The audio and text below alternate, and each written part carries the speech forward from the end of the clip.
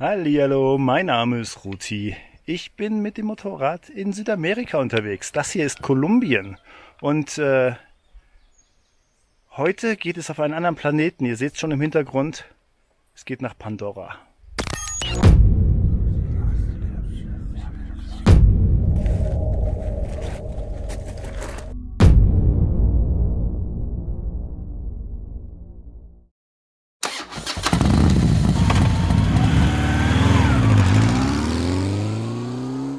Guten Morgen. Ich bin jetzt hier schon wieder auf dem Hauptplatz. Ich wohne hier direkt am Hauptplatz. Da ist das Hostel. 309 Jahr Feier. Und im Internet steht, hier gibt's so Frühstück oder so Spezialitäten fürs Frühstück. Jetzt gehe ich mal schauen. Buenas. Kaffee. Was gibt's da? Das ist eine Art Kuchen. Buenos dias. Empanadas. Auch gut. Was gibt's hier? Hier ist so viel andere.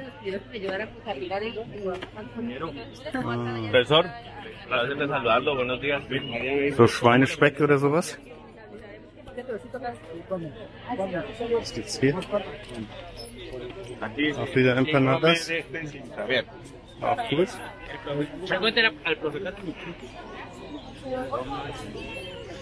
Ja, buenos dias. Irgendwas weiß ich nicht. Auch wieder Empanadas. Ah ja. Sowas, das wollte ich mir noch angucken. Was es hier gibt.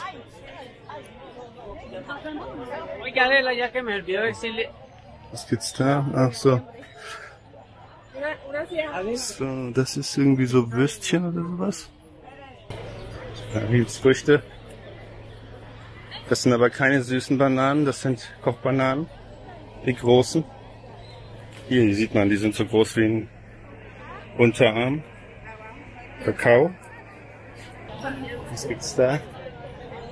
Ah ja, Maniok, also Yuca.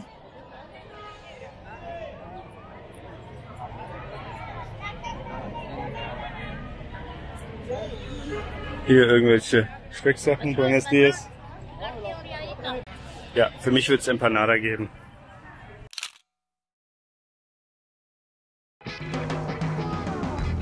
Nach dem Frühstück geht's los. Mein erster voller Offroad-Tag in Kolumbien. Und die Strecke hat es direkt in sich. Steil, steinig, stunning Views. Wie alle meine Highlights ist auch diese Strecke auf Rutis Reisekarten vermerkt.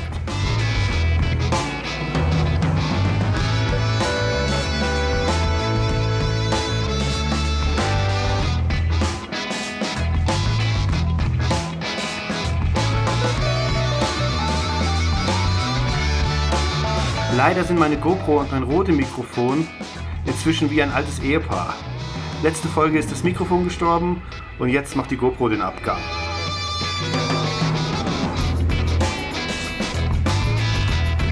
Zum Glück habe ich noch die Insta360, sodass ihr trotzdem einen Eindruck bekommt.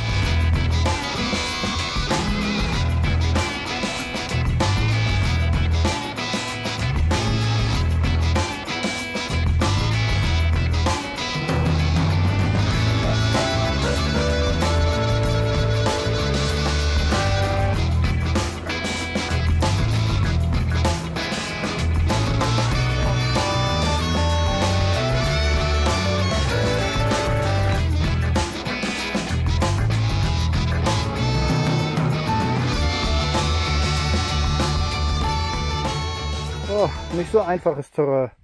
Das war jetzt gerade brutal steil. Und es hat so geruckelt, dass ist mir noch nie passiert, dass den Rucksack rausgehauen hat. Aus dem Moskomoto-Ding. Holy shit. Gut, dass ich ihn nochmal so gesichert habe. Ja, muss ich jetzt erstmal wieder reinschneiden.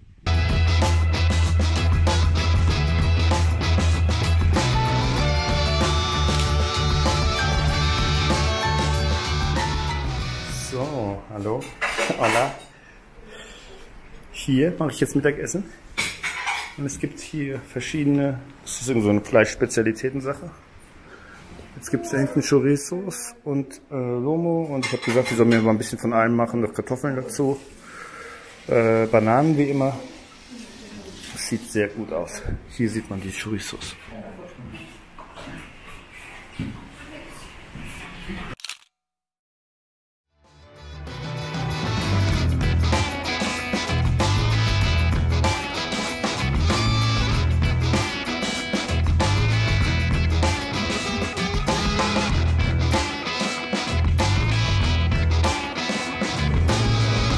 Nun mache ich mich auf nach Pandora.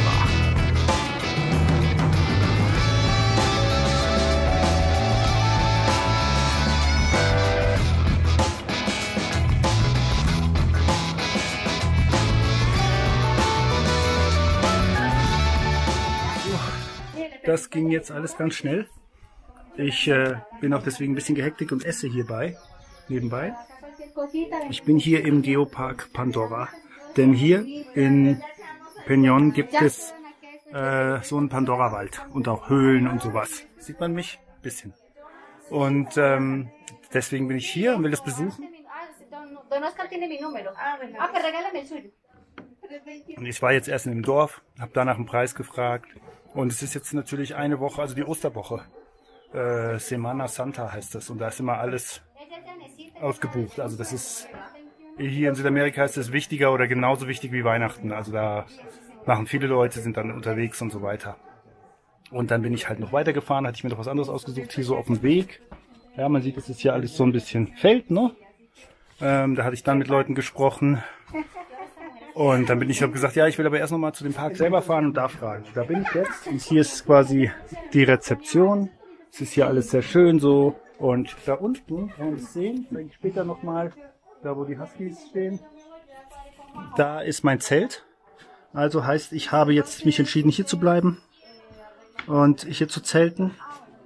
Also die Stellen des Zelts, da ist auch eine richtige Matratze drin und so weiter. Ja, ist ein bisschen teurer als in der Stadt, aber es gibt ein großes Frühstück wohl inklusive. Also es kostet 12 Euro, in der Stadt kostet es 8 Euro und auf dem Weg hat es 10 Euro gekostet. Das ist auf dem 10 Euro, da gab es auch kein Internet, hier gibt es auch Internet und so weiter. Deswegen habe ich das jetzt hier gemacht, weil jetzt die Tour ist quasi jetzt. Und dann habe ich gesagt, kann ich noch was essen? Ja, essen kannst du auch noch. Und Stiefel, ja, Stiefel, also so Gummistiefel, ne, brauchst du, um da rumzulaufen. Es soll sehr matschig sein. Und deswegen habe ich das jetzt alles gemacht. Und ich zeige dann später auch nochmal, wie ich geparkt habe und so weiter. Das ist alles sehr schön hier. Ja. Dann geht's los und wir gehen in den Pandora-Wald. Es gibt immer verschiedene Touren, man kann verschiedene Höhlen besuchen, 4 verschiedene oder so, aber das sind alles einzelne Touren. Und eine Tour kostet, glaube ich, 15 Euro. Jetzt, ja, ich glaube 17 bezahle ich jetzt für die Tour. Es gibt andere Touren, die kosten 15. Es geht los. Hier geht's jetzt erstmal. Also man kann die Tour nur mit einem Guide machen. Der Dan, der hat die vorher gemacht. Der hat mir den Ort auch empfohlen gehabt. Der Oster mit der DR650 hat gesagt, man würde sich wahrscheinlich sonst auch verlaufen. Bisher ist alles einen Weg entlang. Und wir sind noch 4 andere Leute. Und die haben sogar ihre Hunde dabei. Ja, ich bin gespannt. Die Gegend ist auf jeden Fall schön. Ist schon so urwaldmäßig. Und er ist der Guide. Ja, Gummistiefel habe ich auch bekommen. Und mal sehen, wie meine Kondition ist. Ich habe immer noch das Gefühl, dass ich vom Dengue immer noch ein bisschen schlappig bin.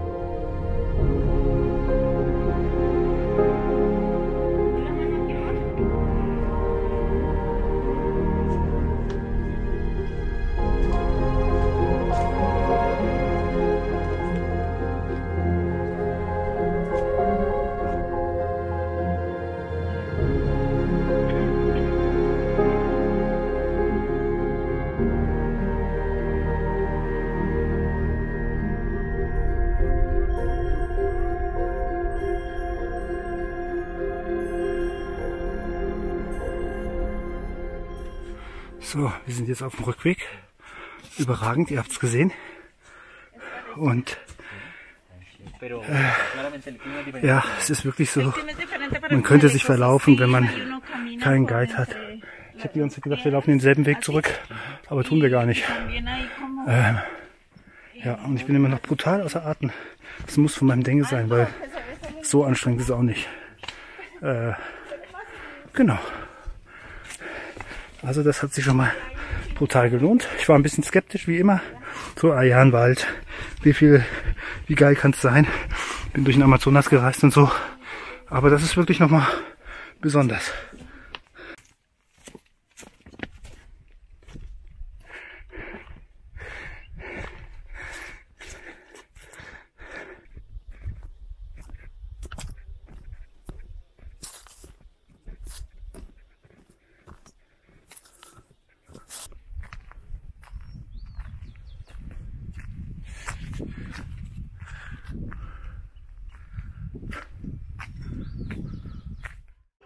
Also man kann hier auch wahnsinnig teuer wohnen. Also glaube ich 40 Euro oder 50 Euro für ein Zimmer da oben, glaube ich. Habe ich gar nicht gefragt, ehrlich gesagt. Ich habe gesagt, gebt mir das Billigste, was ihr habt. Und das war eben das Zelt. Aber richtige Matratze. Das Ding ist, das hier ist das Badezimmer.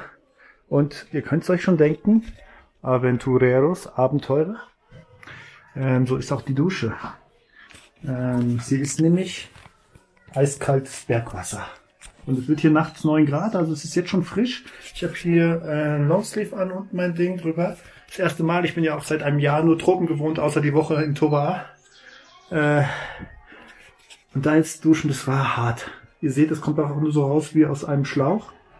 Das war richtig, richtig hart. Aber ja, so ist es manchmal. Jetzt, heute Abend gibt es nochmal Spaghetti Bolognese, habe ich bestellt. Also wir hatten mit 2 Sachen zur Auswahl gehört. Das andere habe ich schon vergessen. Ich habe Spaghetti Bolognese gehört, habe ich gesagt, ja, nehme ich. Und sind einige Leute hier, Kinder auch. Ja, jetzt versuche ich erstmal eine Steckdose zu ergattern. Die sind nämlich rar.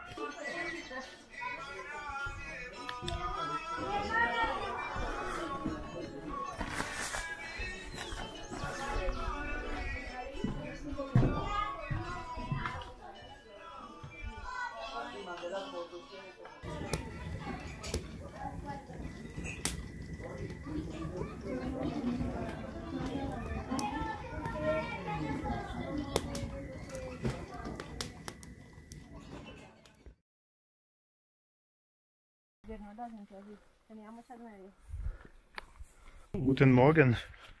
Wie man sieht, bin ich schon wieder unterwegs. Um 6 Uhr aufgestanden. Zelt geschlafen. Es hat geregnet wie Sau, aber das Zelt steht ja unter so einem Dach. Deswegen ist es super geil gewesen. Alles trocken.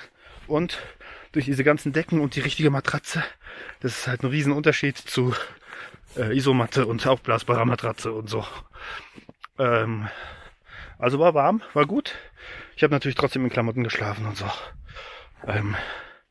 Ja, jemand, der nicht so kälteempfindlich ist, schafft es wahrscheinlich auch ein bisschen weniger Klamotten und so, aber es geht. Ja, und jetzt sind wir hier. Ich glaube, Cueva. ¿Cómo se llama? Tronera. Tronera.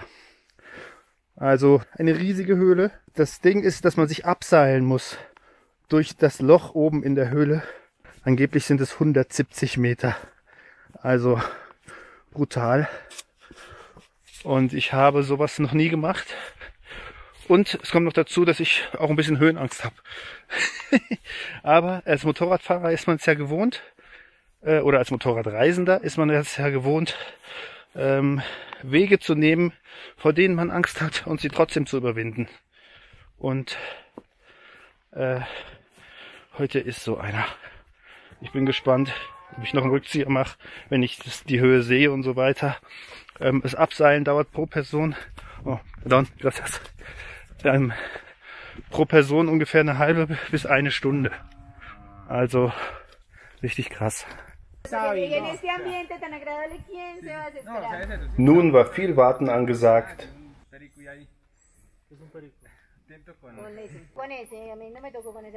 Sicherheitsanweisungen. Y la mano izquierda aquí y el cuerpo en esta posición. Hacia atrás, así. Santiago.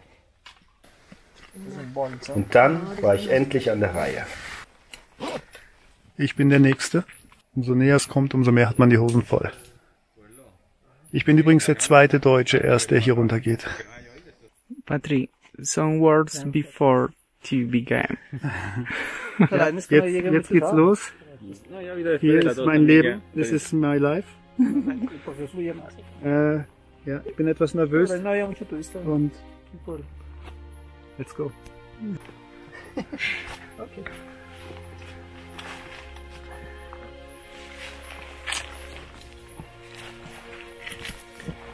Check the one that is La Roja. The red one.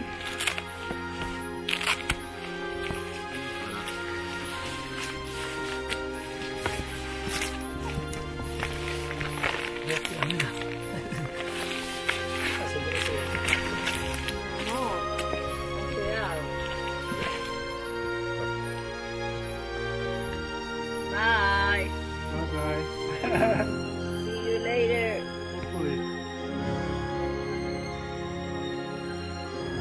Es ist gar nicht so einfach, wenn man das noch nie gemacht hat. Und wenn man weiß, gleich geht's in ein 150 Meter tiefes Loch.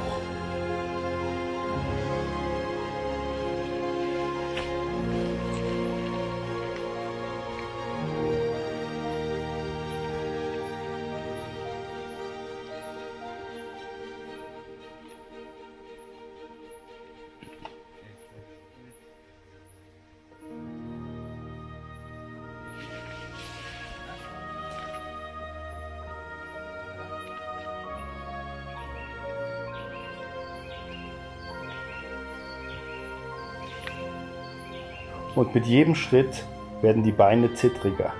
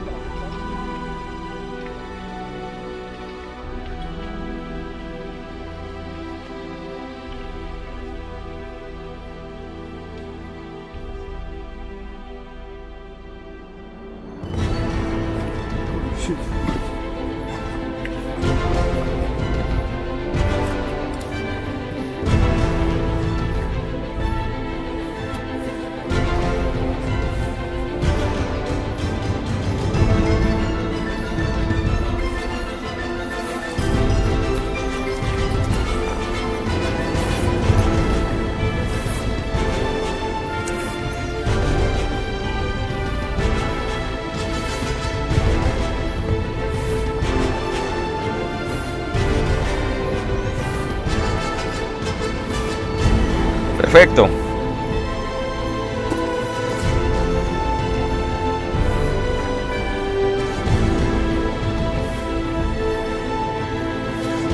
Sí, excelente.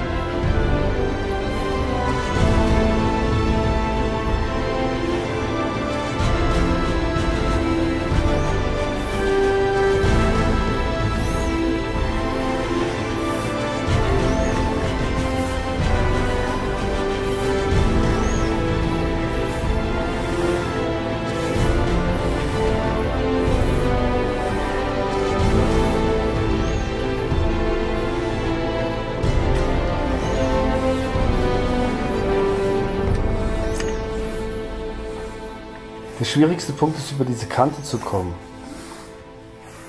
Es geht immer noch einen Schritt weiter und noch einen Schritt weiter und dann denkt man so, ey, ich habe eigentlich schon gar keine Kontrolle mehr. Aber man muss sich eben selber über diese Kante buxieren, da kann der Guide nicht helfen.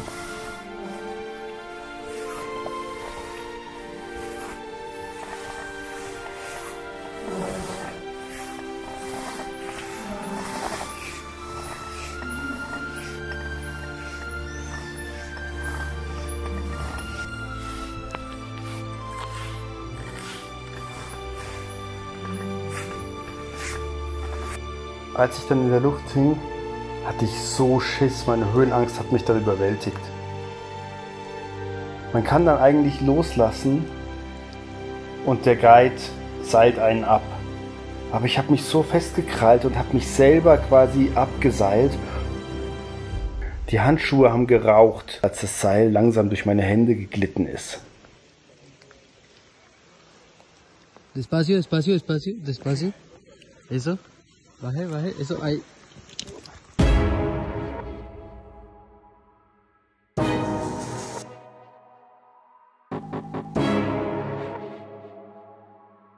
Nachdem wir uns schließlich alle abgeseilt hatten, ging es per Fußweg zurück an die Erdoberfläche.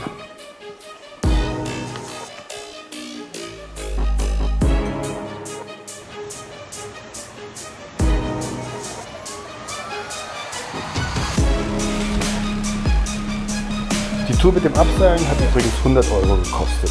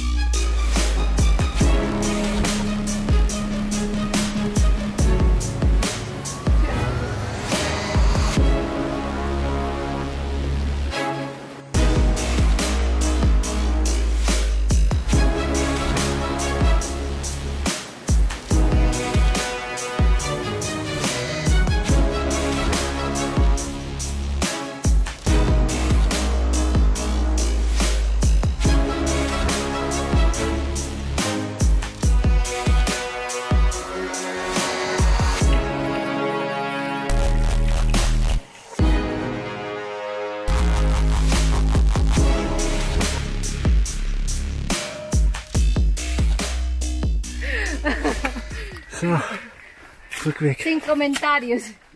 10 Kommentarios, ja. Ich bin fertig. Mir reicht's für heute.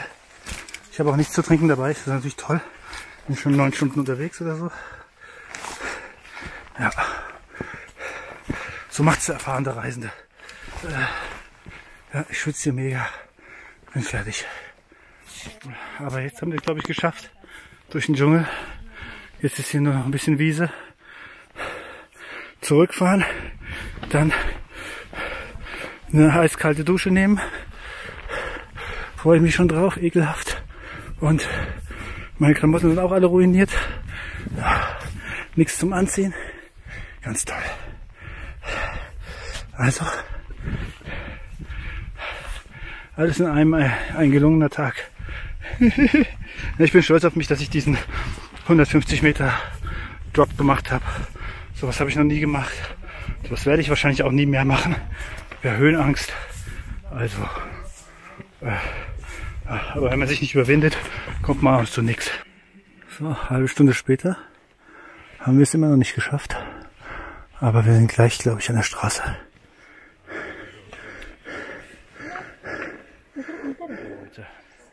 Also, das war's aus Pandora.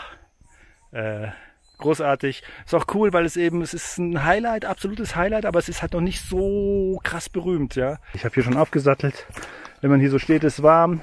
Manchmal ist es dann kalt. Es sieht so ein bisschen nach Regen aus. Es hat aber bisher nicht geregnet. Da hinten geht's nach Pandora. Ich danke für die Aufmerksamkeit.